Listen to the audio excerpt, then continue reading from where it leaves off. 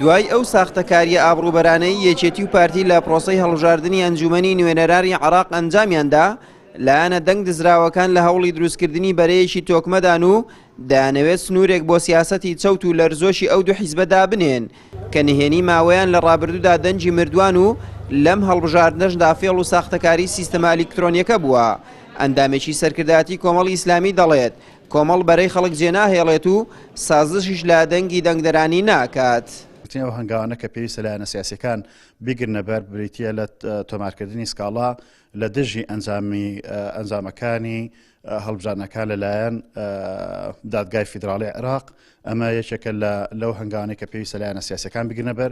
ئێمە بەجددی بەدوای دەرەنجامەکان و بەدوای ئەو گزیکاریەدا دەکەوین بۆ ئەوی کەوا دەنجی دزراوی ئێمە بگەڕێتەوە.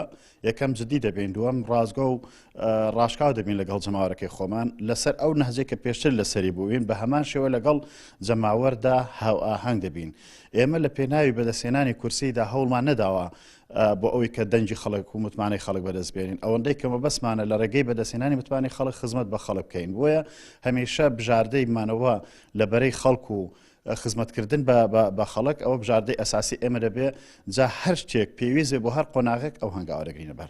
هەر یەکە لە بزوتنەوەی گۆڕان و هاوپەیمانی بۆ دیموکراسی و دادپەروەری ڕای دەگەێنن. کار دەکەن بۆ دروستکردنی بەرەیەکی فراوانی نیشتیمانی و سازش لە دەنگ و ئیرادەی دەنگدەرەکانیشیان ناکەن. ئێمە بزوتنەوەی گۆڕان لەگەڵ لایەنەکانی دیکە ئەو نەتیجەیە ڕەت دەکەینەوە. پێم وایە ئەو دەنگانە دەنگی ئێمەن، ئەو کورسیانە کورسی ئێمەنین، ئێمە لەو ڕادەیە زیاترە. ئەوەی گرنگە ئێستا ئێمە وەک بزوتنەوەی گۆڕان لەگەڵ لایەنەکانی دیکە ئیش لەسەرەوە بکەین کە خەڵکی هەرێمی کوردستان وەک چۆن دەسەڵات لە ماوەی ڕابردوودا ئیش شەڕی دژی ئیرادەی خەڵکی کوردستان کردووە.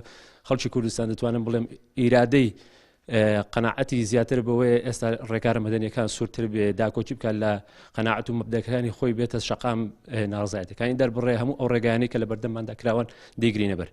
ئەمڕۆ حاڵەتێک دروست بۆ دەبێ هەمومان کار بکەین لەسەرەوەی بەرەیەکی بەهێز ڕزگاری نیشتیمانی دروست بکرێت. ئێستا ئێمە لە مەرحەلە و قۆناغێکی ڕاگوزەرداین دەبێ و هێزانە هەموو لایەکیان ئەمە ئەرشی قیادات و سەرکردایەتی ئەو لایەنە سیاسیانەیە تێڕوانینە سیاسیە جیاوازەکانی خۆیان وەلا بنێن.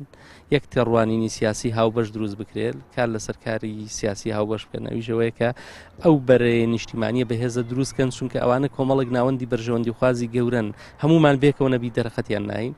بۆیە ئەوەی کە گرنگە ئێستا دەبێت هەمومان لەو بەرە بەهێزەدا کۆ ببینەوە کار بکەین لەسەرەوەی کە ئەو دەنگە دزراوانە بجێڕینەوە. تاکە دەرفەتێک لای خەڵکی ستەمدیدە و مافراوی هەرێمی کوردستان سزادانی یەکێتی و پارتی بوو لە پرۆسەی هەڵبژاردندا، بەڵام ئەو دوو هێزە خیانەتی دزینی دەنگ و ئیرادەی خەڵکیان خستە سەر کۆی خەرمانی خیانەتەکانی ڕابردوویان و مێژووی خۆیان ڕەشتر کرد. ئەم فێڵ و تەڵەکە بازیەشیان زوو کەشف بوو لای زۆربەی خەڵکی ئەو هێزانە بەهێزی خزمەتکاری وڵاتە هەرێمیەکان ناو دەبرێن و پێگە و سەنگیان لای هاوڵاتیانی خاوەن ئیرادە لاواستر بووە و پێیان وایە بەم خیانەتە هەنگاوێک نزیکتر بوونەوە لە مەرجی سیاسیان. ئاراز ڕەسوڵ، کەناڵی ئاسمانی پەیام، ڕاپەڕین.